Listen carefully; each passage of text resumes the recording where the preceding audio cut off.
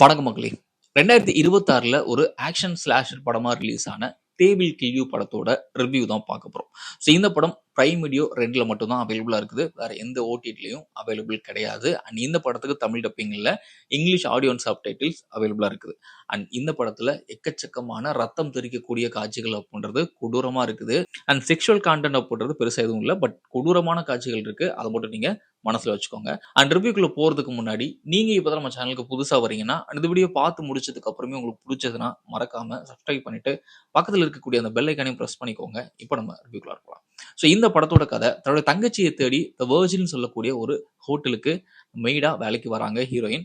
ஆனா அது சாதாரண ஹோட்டல் கிடையாது. அங்க சாகாவரம் கிடைக்க நரபலி கொடுக்கிற ஒரு சாட்டானிக் கல்ட் கும்பலோட இடம்னு போக போக தான் தெரிஞ்சுக்கிறாங்க.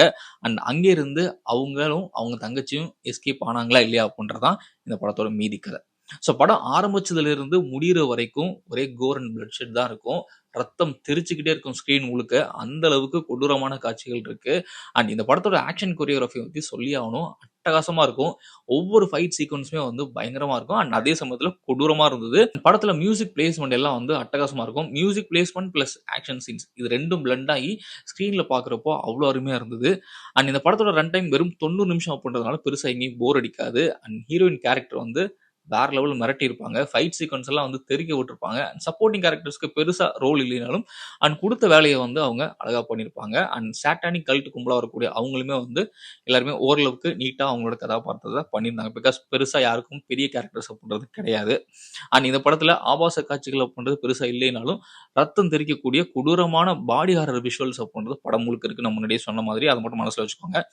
இந்த படத்த நீங்க என்ஜாய் பண்ணி பார்க்கணும்னா, லாஜிக் எல்லாத்தையும் ஓரமா வச்சுட்டு, ஒரு பக்கா ஆக்ஷன் என்டர்டெயின்மென்ட் வேணும்னு நினைக்கிறவங்க தாராளமா இந்த படத்த ட்ரை பண்ணலாம். இந்த படத்துக்கு என்னுடைய ரேட்டிங் 10க்கு 7 குடுப்பேன். நீங்க இந்த படம் பார்த்துட்டு உங்களுக்கு இதில புடிச்சது அப்படின்றது கீழ கமெண்ட்ல மறக்காம பதிவு பண்ணுங்க.